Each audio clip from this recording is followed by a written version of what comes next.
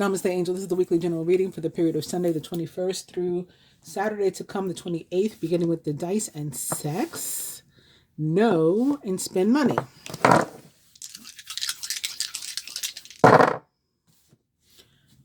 Spirit says it's 50-50.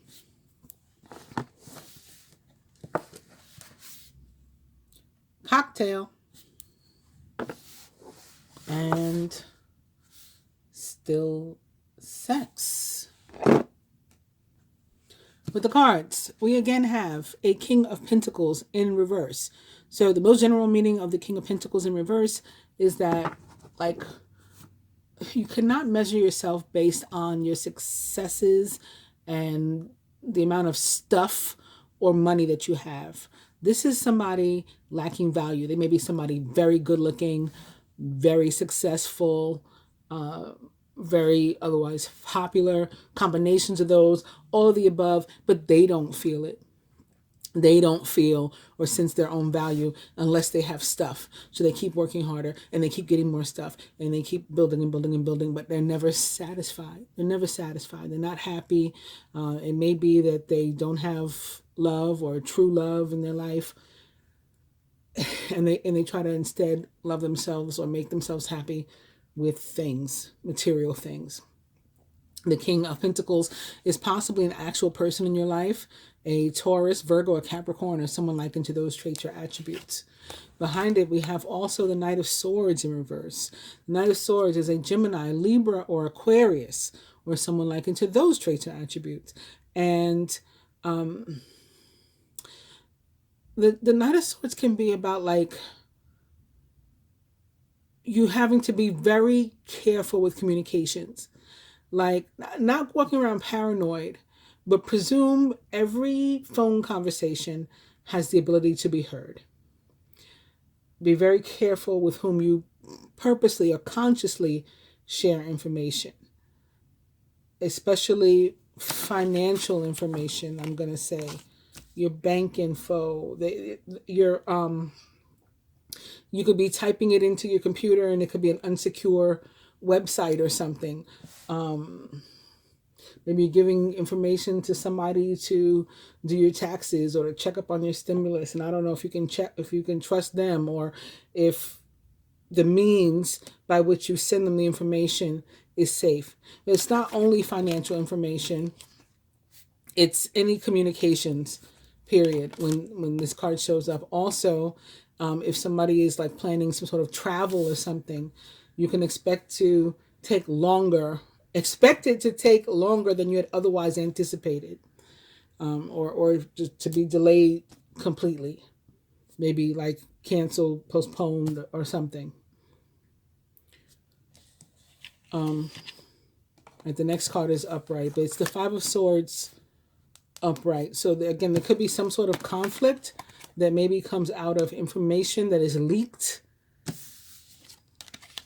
I wish I could see more what that might mean. But yeah, with the King of Pentacles, I'm going to say it could have something to do with a job or finances or material stuff that is not secure. So you have to be careful. This is a positive card, the Ace of Cups. Nice to see that. Nice to see the Chariot.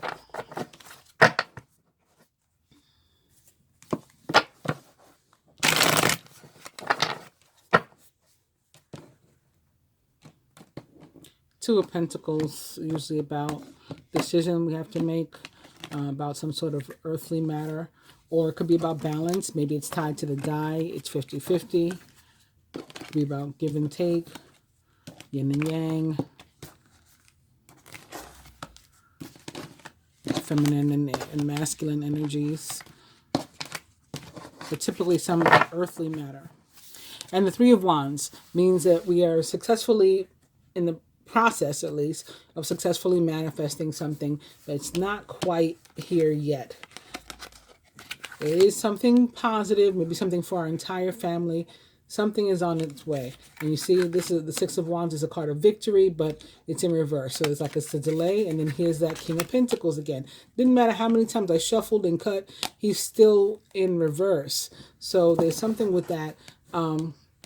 But it could be showing up here like this because there is some money or some sort of abundance, maybe material wealth or gain that is on its way to you as well.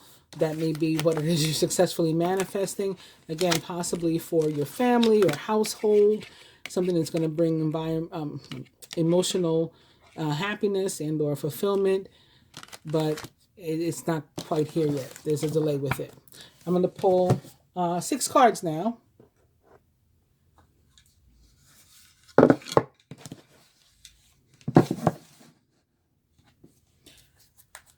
We've got the card that most directly represents us this week, and it's a very positive one. It's Major Arcana card 3, the Empress.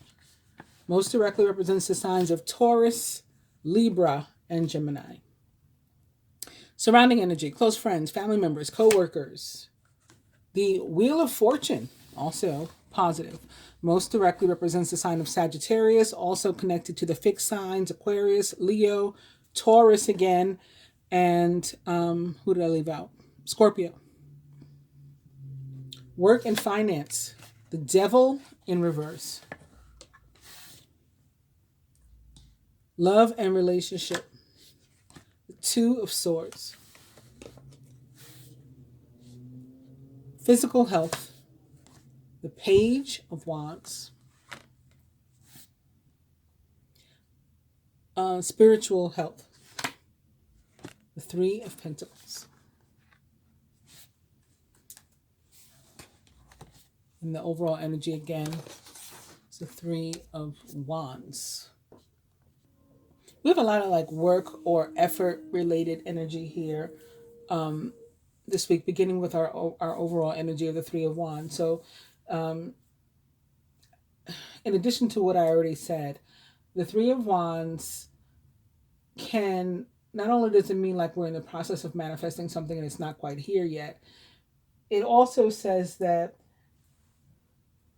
with regard to our work, again, whether that's an actual job or we work, outside the home or inside the home, or we don't work at all in terms of labor, we're just putting effort into something that we're trying to manifest, your efforts are being like seen and appreciated and will be rewarded, whether that means here on the 3D plane or that means the universe is responding, right? And often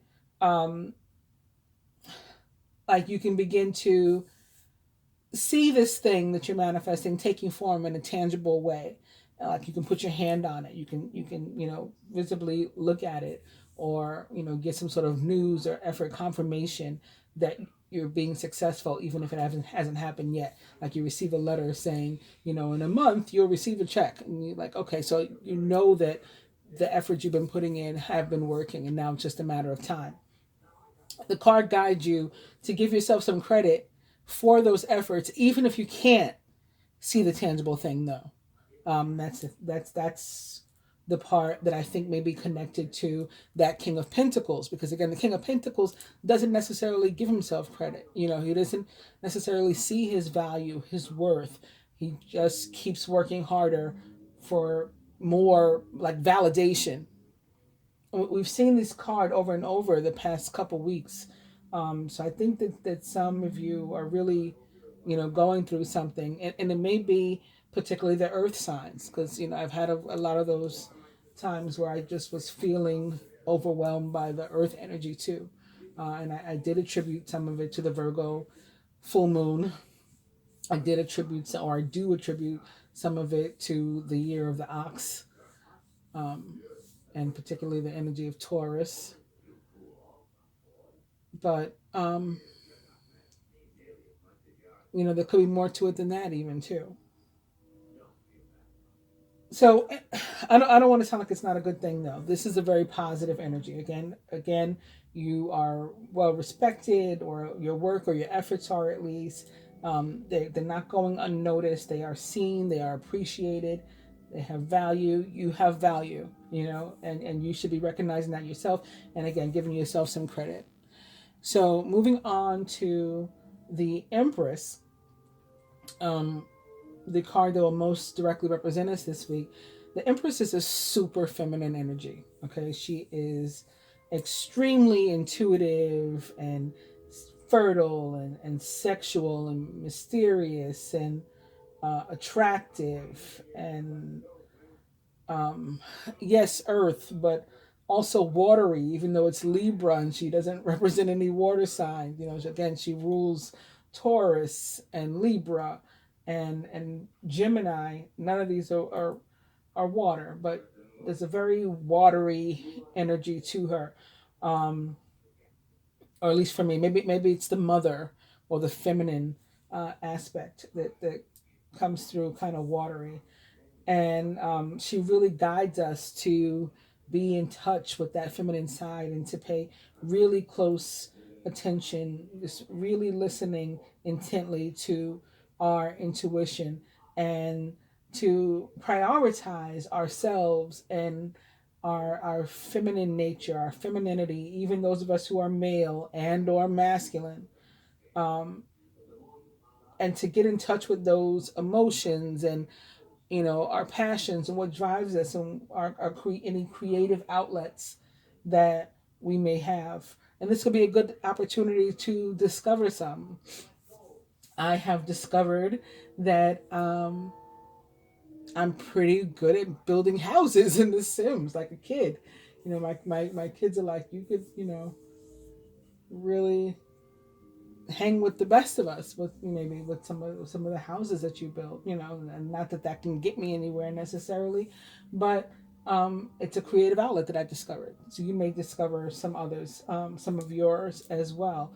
Maybe that you can, play an instrument or something, like it comes sort of naturally and innately to you, and just with a little practice you'll be doing it for real. Or maybe you want to learn a language or get into knitting or sewing or crocheting, or there's all kinds of things, drawing, painting, right? And we should be prioritizing these things this week. Also, just when it comes to general stuff, like the Empress doesn't necessarily, those people that like follow the beat of their own drum, as they say, like have their own way of doing things. She doesn't necessarily, she doesn't follow the crowd. Period. There's only one Empress in the deck, right? And that's the way the energy presents itself in reality too. She is one of a kind. Okay, and she does things her own way. Has her own idea of what's right and what's wrong, and again listens to her intuition and does things her way. And um, I guess that doesn't necessarily mean that she's always going to be right, but it does remind us to not ignore, your own thoughts and your own intuition and your own creative sides and intuitive side. You got to go with that. You got to go with the gut, as they say. Also, she can be representative of abundance, similar to the King of Pentacles that is on its way to us. Again, she represents the planet Venus. Venus is the ruler of abundance. She is the ruler of love. She's the ruler of money. So it doesn't always mean financially, but it means abundance, right? And there's many different types of wealth and richness, and money is just one of them. What about health, right?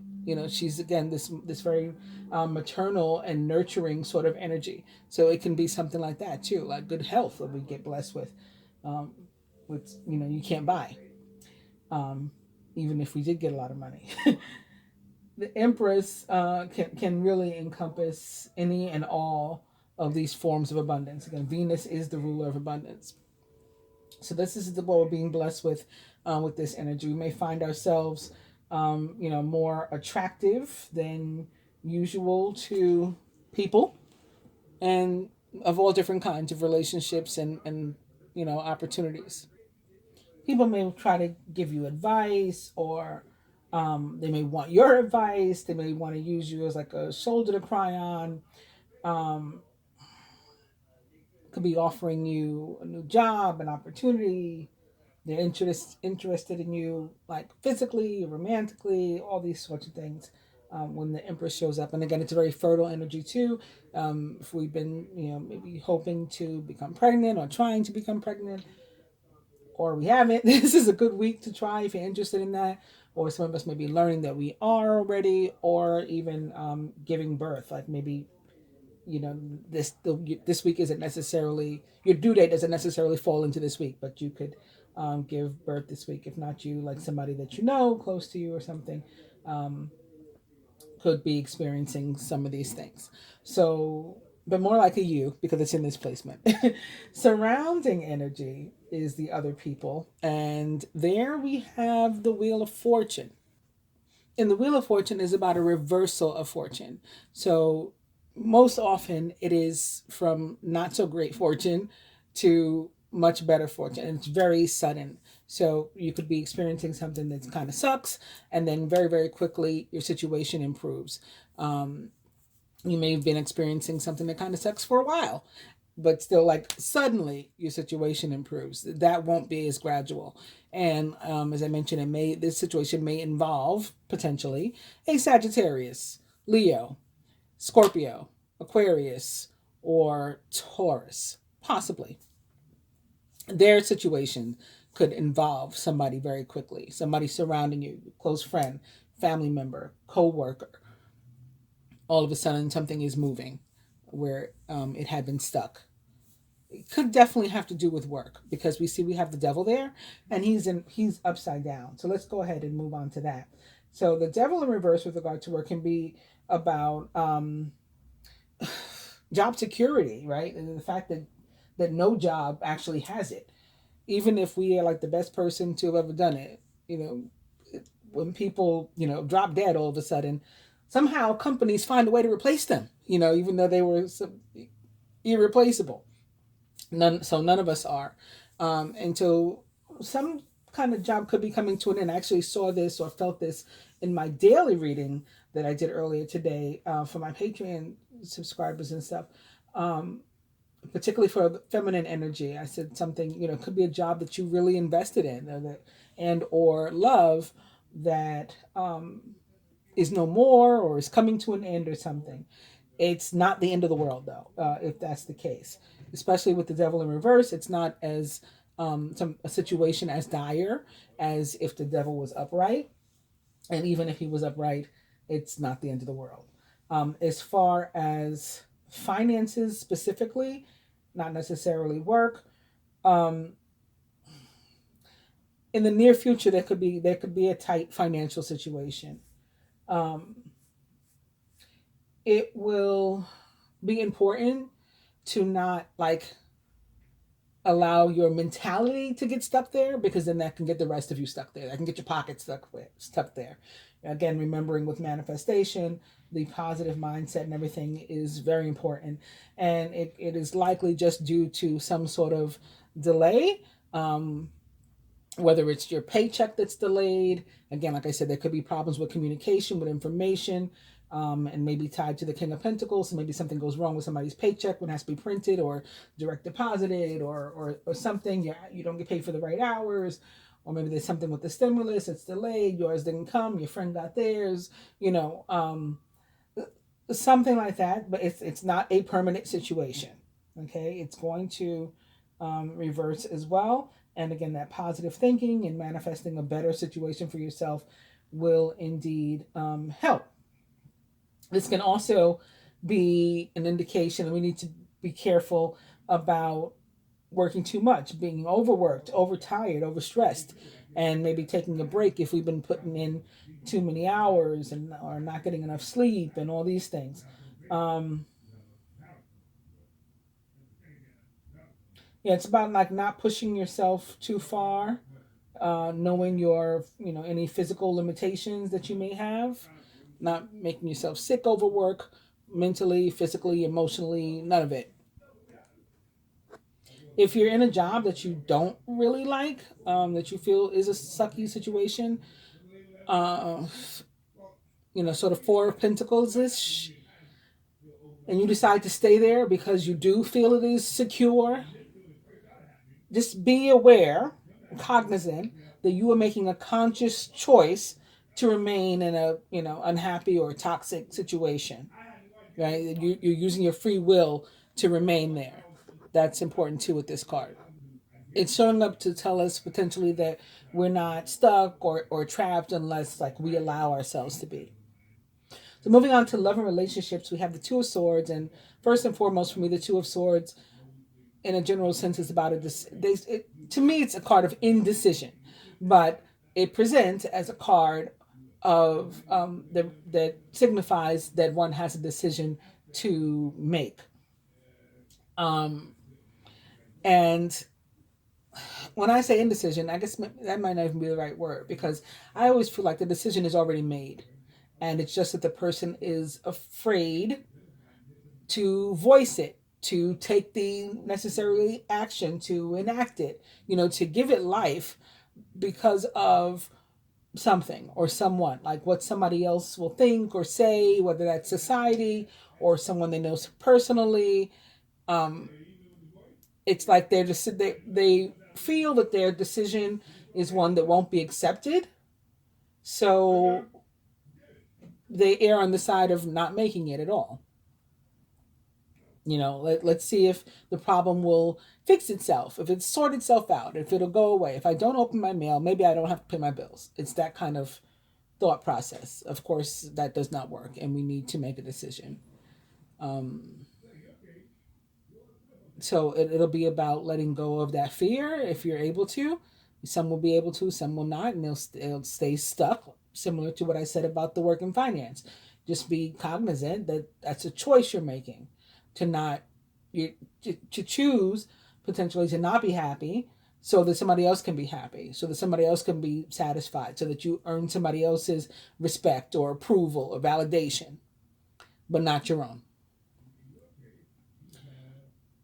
And on that note, we will go over to physical health and the Page of Wands. The Page of Wands, also potentially a Sagittarian energy or Jupiter, or fire in general, Aries or Leo potentially as well, or someone likened to those traits or attributes, fiery, passionate.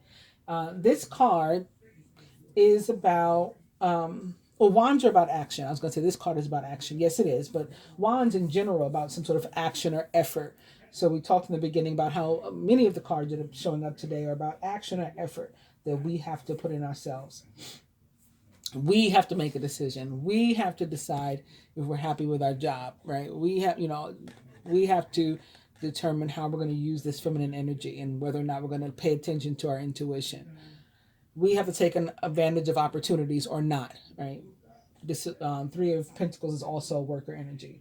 So specifically, this card means that you'll have to make some sort of effort, take some sort of action to maintain and or improve your health or your health issue, your health, whatever your health situation is.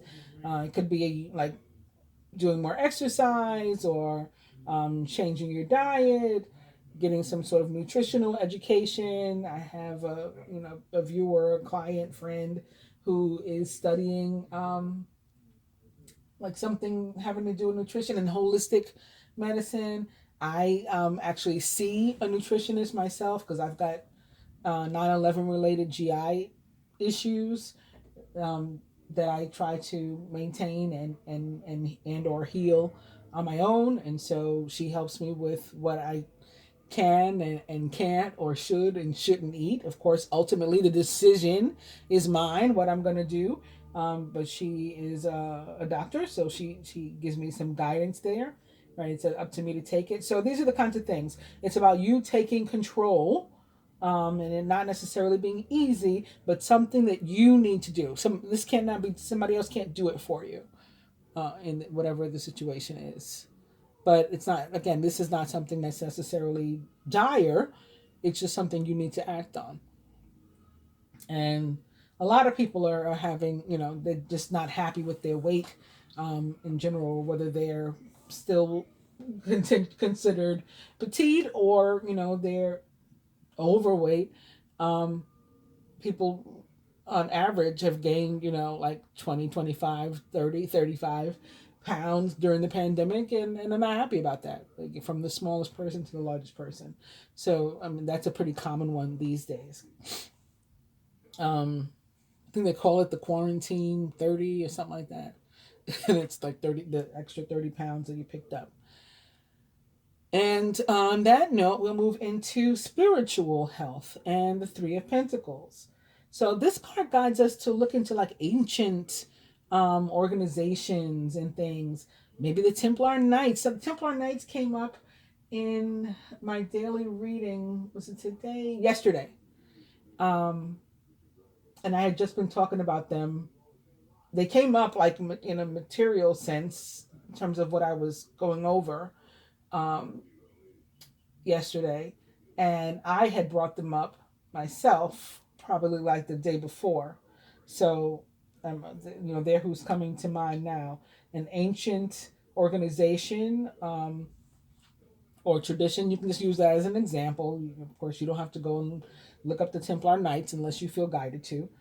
But whatever you do choose, if anything, this could really lead you into some very deep insight right now spiritually. You don't doesn't mean you have to join something. You don't necessarily have to join a club or an organization or a new church or synagogue or temple or anything like that, unless you wish to. Right? You choose to. Again, it's your efforts, your action, you putting in the work to bring these things about. But you can learn more about the past and practices and rituals of the past, and it's definitely going to give you a deeper spiritual understanding and possibly bring you some clarity that you and or your soul have been seeking. For this, I'm using the Ascended Master cards, and we are beginning with an overall energy. We're going to have an overall energy because I'm not going to shuffle again since I already did all this, of retreat into nature and the Green Man. And him, for me, he's similar to the Empress. Pan would probably be even closer in terms of fertility and sexuality as well, as abundance. And maybe even the earth energy too, being a goat slash man, kind of Capricornish. But the Green Man is definitely about abundance as well. So in this position, joining the Empress, most directly representing us this week, we do have follow your heart. And I said she follows the beat of her own drum, her own intuition, her own heart, her own guidance, inner knowing and stuff. So we have reconfirmation that is definitely the way to go. I mean, it's always the way to go for me, but we have reconfirmation of the cards that it's appropriate this week, or particularly appropriate this week. Follow your heart, Saint Francis. Maybe I'll just for now do this so you can actually see it. Surrounding energy, joining the Wheel of Fortune. We have take charge of this situation and Moses. So with all the cards, I said we had this week a worker, an effort energy, that we were going to have to take some sort of action. We were going to have to do something. So again, this is another confirmation. Work and finance. What's up there? Come out of the closet, says Amaterasu. I would have expected that for this because this come out of the closet. Well, first and foremost, it can definitely be literal for me, which is often tied to the Two of Swords, but also in terms of like not being, like I was talking about, not being happy and stuff. I mean, that could be what this has come out of the closet is saying, like, just being honest with yourself and with the world, and then making a choice that works better for you. Amaterasu actually, she is the personification. Her and Demeter represent, I think it's Ceres, the asteroid. off the top of my head, and that too is a real mother and nurturing and earth energy type vibe that comes from that. Come out of the closet. It's definitely a call to action, if nothing else. I'm not really getting much from it. I touched it, I looked at it, but I think that would be what it is. If it's joining our devil, it was joining our cards. Period. The theme is call to action, and you've got to do something. So I think it's you being honest with yourself and those around you. Maybe the boss is saying, I got to get out of here, or I need more, or I need a break, I got to take a day off, I need some sleep, you know. Love and relationship, we have drink more water and Oshun. So when Oshun shows up for me, it's always about ascension. And you may say that doesn't necessarily make sense with love and relationship. I'm going to say, that there's definitely some spiritual partnership. Did I talk about the Two of Swords? I didn't give you the other meanings. Yeah, so one of the meanings, geez, if you're already in an existing relationship, this is traditional tarot, you can definitely expect it to get better, deeper, just better. And so the relationship could be ascending, and that would make total sense with drink more water, because the parties involved also ascending. And then if you are single, then the Two of Swords can show up to get you to thinking. Again, it's going to be one of these actions. Get you to thinking about what it is you are really looking for. And again, being honest with yourself, to use the come out of the closet card, about what that is, and if you're putting out the right vibes, if you're doing the right things, or you're putting yourself in the right place. Are you leaving your house, or are you waiting for Mr. or Mrs. Right to knock on the door? It's all that sort of thing. I'm going to pull up the next card too for this one as well, though. Spiritual law of attraction. So again, this is this one I was getting the vibe that it was connected to spirituality or spiritual relationships. So we got confirmation of that. So ascension of romantic connections, whether they're existing already or not, even if you haven't met the person, and also drawing that energy in closer to yourself so that you can meet this person if you haven't already. Or if you have already, deepening of the situation, deepening of the relationship, of the connection. The physical health, we have freedom, says Hina. And for some, what we might need to do might need to be to get away, right? To get away, again, take a day off, get some rest. All of those things are going to be going into our physical health. And for others, freedom is definitely attached to you doing something, making the decisions for yourself. So the freedom to, again, change your diet, to do some exercise, to make whatever decision you feel you need to do for your health. And last but not least, the spiritual health. Well, this is appropriate. Energy healing, says Merlin. So we can work on that, whether that means you doing it yourself or you looking into some type of service, whether it's Reiki or like the type of energy healing I do, or some other thing, yoga, meditation, crystals, working with crystals, acupuncture, massage, all different kinds of energy healing, and all to different degrees and what might be necessary for you. But whatever that is, you guided to work on it this week. Further advice for the masculine specifically this week, in a general sense, is see the other person's point of view. So if you got some sort of debate, conflict, even the regular conversation, it's about being able to communicate and listen to one another, and be open to alternative perspectives, to at least considering them. And for the feminine, we have Yes and Ganesha, so that when Lord Ganesha shows up, With the yes, it means yes, he will be removing some sort of obstacle that has been in your way. It can be in any area of your life, but very possibly in this loving relationship, since that's where we also saw ascension happening and the spiritual law of attraction working for us or with us. Hope you guys have enjoyed the reading. If you want to stick around, I am going to go over what's going on this week. But if you just wanted to watch the cards and you're not interested in that, I still appreciate you watching. Please like, share, subscribe, comment. I try to answer all the comments, whether they are statements or questions. I try to respond to them all. And see, that was me turning on my laptop. And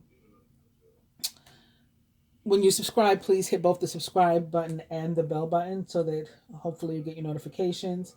Now they're telling me, remember I told you they said, well, we need the people to go ahead and like and comment all this stuff, and this is how our algorithm works or whatever. Now, as I understand it, people like, I'm not going to tell you not to like, but if people like just really quickly and don't necessarily watch, like maybe they're just liking just to support me, supposedly like a bunch of likes without watching can cause you to get shadow banned too. I don't know. I keep hearing all kind of different stuff, whether it's from Amazon or the like more experienced people. You know how they say like, oh, listen to the community, yeah, the community, or in different experts and stuff. So I don't know, but again, I appreciate the likes, the shares, the comments, the questions, the subscriptions, and keep them coming. All right, so what is going on this week on the Christian calendar? Well, the answer to that is on Thursday, March 25th, is the feast of the Annunciation of the Lord. I understand he's not everybody's Lord. That's the name of the feast. It can also just be the Feast of the Annunciation, period. Also, it is known as the Solemnity of the Annunciation. And it can be known as Lady Day as well, or the Feast of the Incarnation.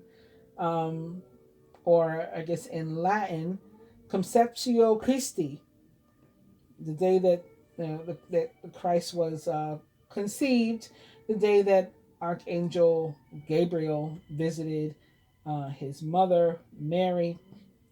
So to read a little bit about it, very short, I have gone to www.franciscanmedia.org, Annunciation of the Lord.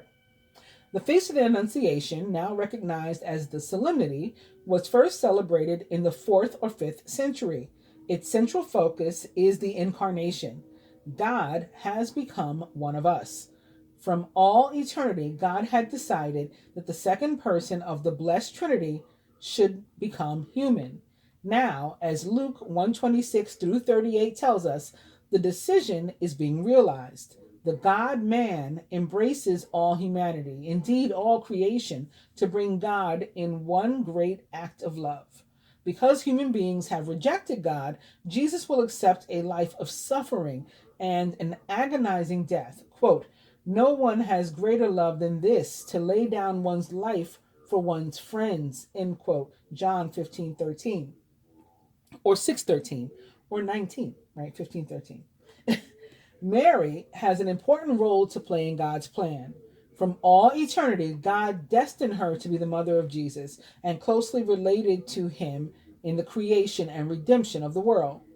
We could say that God's decrees of creation and redemption are joined in the decree of incarnation. Because Mary is God's instrument in the incarnation, she has a role to play with Jesus in creation and redemption. It is a God-given role. It is God's grace from beginning to end. Mary becomes the eminent figure. She is only by God's grace. She is the empty space where God could act. Everything she is, she owes to the Trinity. Mary is the Virgin Mother who fulfills Isaiah 7:14 in a way that Isaiah could not have imagined. She is united with her Son in carrying out the will of God. Psalm 48 through 9, Hebrews 10:7 through 9, and Luke 1:38. Together with Jesus, The privileged and graced Mary is the link between heaven and earth. She is the human being who best, after Jesus, exemplifies the possibilities of human existence. She received into her lowliness the infinite love of God. She shows how an ordinary human being can reflect God in the ordinary circumstances of life. She exemplifies what the church and every member of the church is meant to become. She is the ultimate product of the creative and redemptive power of God. She manifests what the incarnation is meant to accomplish for us all. Sometimes spiritual writers are accused of putting Mary on a pedestal and thereby discouraging ordinary humans from imitating her. Perhaps such an observation is misguided. God did put Mary on a pedestal and has put all human beings on a pedestal. And he did say that human beings were his greatest creation. That's what pissed off Lucifer when he was an angel, when he was the morning star. We have scarcely begun to realize the magnificence of divine grace, the wonder of God's freely given love, the marvel of Mary. Even in the midst of her very ordinary life, is God's shout out to us to wake up to the marvelous creatures that we all are by divine design. And as I was reading that, I thought about the fact that the Empress is representing us this week, right? The mother, this fertility. And I thought about Mary and the incarnation and conceiving. So again, that may be something that goes on. If you do not want that to go on, you may want to protect yourself from it going on this week. All right. Moving on to the Hebrew calendar, we have the Feast of the Firstborn. I'm sorry. Yes, the Feast of the Fast of the Firstborn. And for that, I have gone to www.shabbat.org, the Fast of the Firstborn. It is an ancient and widespread custom for the firstborn to fast on the day before Passover. This commemorates the miracle which spared the firstborn Jewish sons from the plague which struck down the firstborn sons of the Egyptians. By right, this fast should be held on the anniversary of the day on which the miracle occurred, on the night of the 15th of Nisan. However, since the 15th of Nisan is already Passover, and we do not fast on festival days, the fast is pushed back to the 14th. There is an additional reason why we fast specifically on the 14th. The firstborn of the Jews were saved in Egypt because they humbled themselves before God, admitting and declaring that all greatness, power, and sovereignty are His alone. This stood in contradiction to the Egyptians who, filled with foolishness, pride, and egotism, declared, quote, I am, and besides me, there is none other, end quote. And I just have to correct this and clarify. Again, it's part of the Exodus. The Bible says this. The Torah says this. You're going to find it. It says Jews and Egyptians all took place in the Exodus. And even if it didn't say that, we should understand that if we are comprehending what we're reading, because it also says that the mother of Abraham's first child was an Egyptian. So when we read things like this and they're written from a Jewish perspective, a modern day Jewish perspective, and they are written in such a way as, the Jews were these perfect people, and they alone were these perfect people, and chosen. That's not the way their scripture tells the story, though. So I just wanted to correct that. Maybe at large, Egyptians were this way, possibly. I don't know. Maybe. But we know that in making up at least 600,000 people, right? The 144,000 and 500,000 others. Again, that's the way it's described in the scriptures. Their descendants and their ancestors is the way that it's just way that it's written, those people were both Jewish and Egyptian. Thus, the fast on the 14th of Nisan commemorates the fact that the firstborn of Israel humbled themselves on that day and accepted the yoke of God's sovereignty. Yeah, that's particularly why I felt it was important to say that, because the firstborn, it says the firstborn of Israel, the firstborn of Abraham, who's supposedly the father of Israel, right? The father of us all, was Egyptian, half Egyptian. His mother was Egyptian. And actually, in those days, you were what your mother was. So if his mother was Egyptian, he was Egyptian.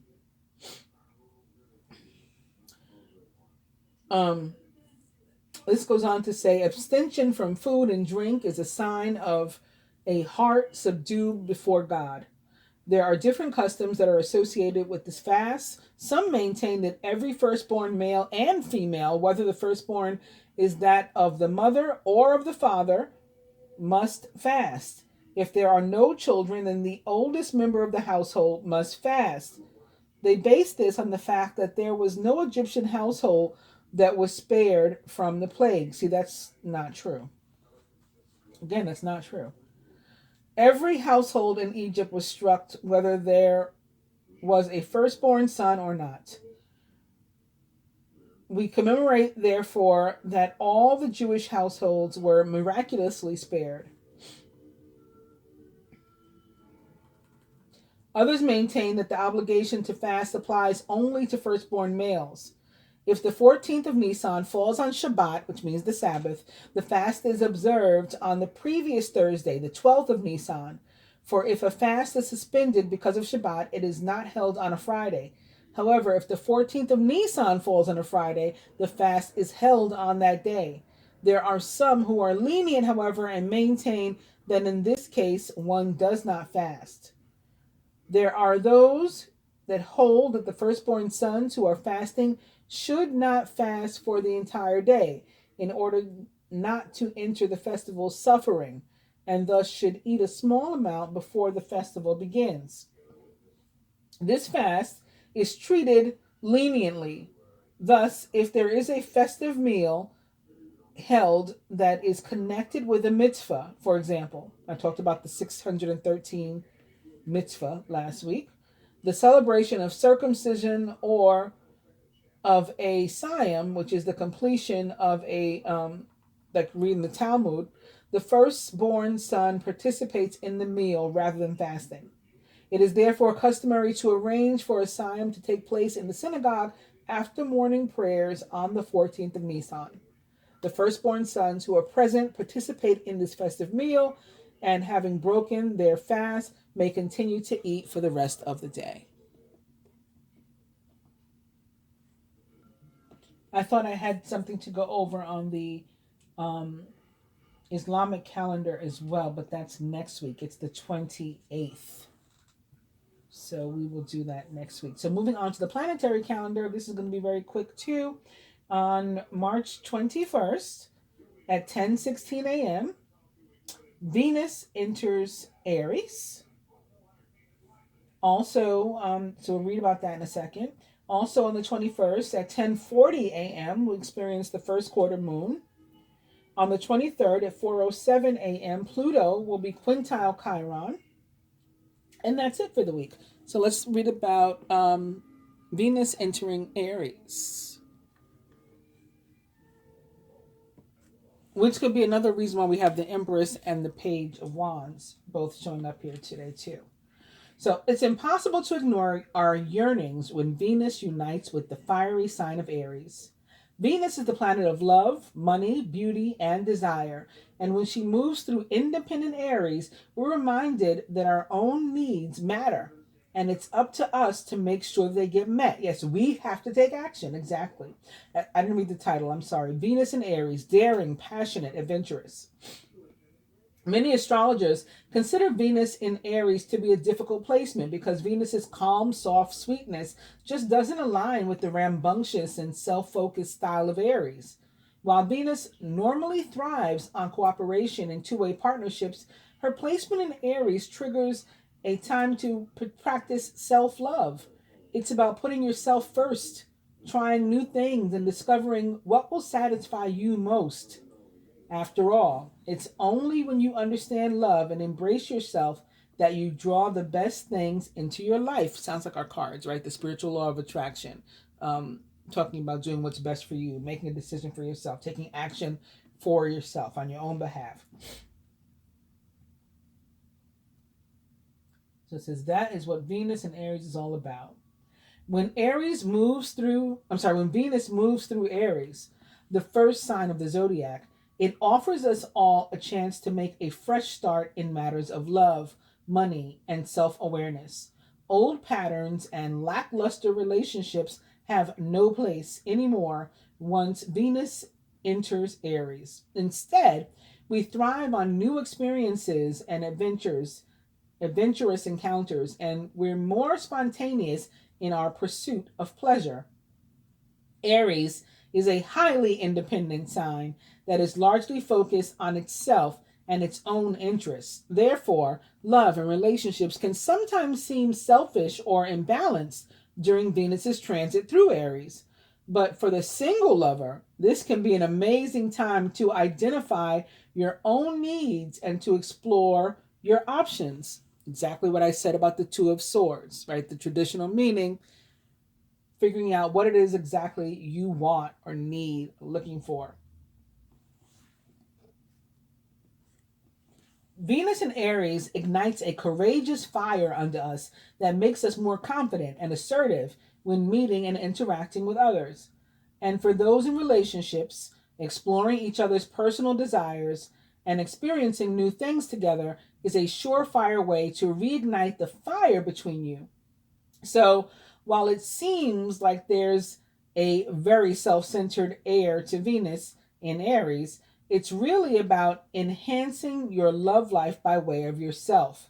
In terms of money, Venus in Aries is a time to invest in yourself, not on major purchases or long term investments, but with exciting things that boost your confidence and your zest for life. A new outfit, hairstyle, or an active weekend getaway will revitalize you and add to your fulfillment. Beware though, we want instant gratification under Venus and Aries, and you could go overboard on your spending or something without considering the consequences. Overall, Venus in Aries isn't a time to fall deeply in love or to make long-term commitments. Think of it more like a test phase where you get to taste different flavors before you settle on just one. It's about living in the moment without fear from the past or concern for the future. And I definitely talked about that all last week, right? Like letting go of fear from the past or possibly the future. I said being the moment, being the present. It's time, or it's a time to go after what it is you desire and to not settle for anything less. This goes on to talk about what it means if you were born with Venus and Aries in your chart. And if you want to read more about it, again, I got it from www.tarot.com. I thank you for watching. I'll be back with the love reading. Please, again, do like, share, subscribe, and comment. Subscribe by hitting both the subscribe button and the bell button. Thank you. Namaste.